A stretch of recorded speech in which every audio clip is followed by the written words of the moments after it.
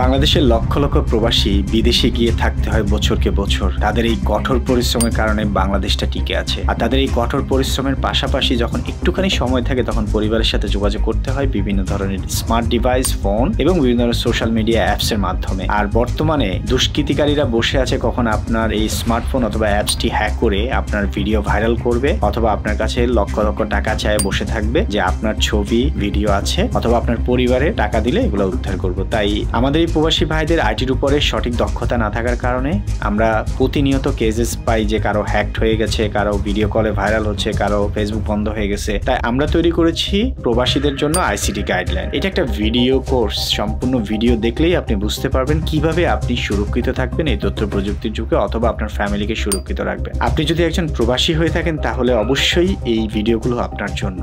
আপনি সুরক্ষিত থাকা অথবা আপনার ফ্যামিলিকে সুরক্ষিত রাখা এটা আপনার এবং আপনার ফ্যামিলির উভয়ের কর্তব্য। তাই আসুন আমাদের চ্যানেলগুলো ঘুরুন, আমাদের ফেসবুক ঘুরে আসুন এবং সাবস্ক্রাইব করুন, ফলো দিন।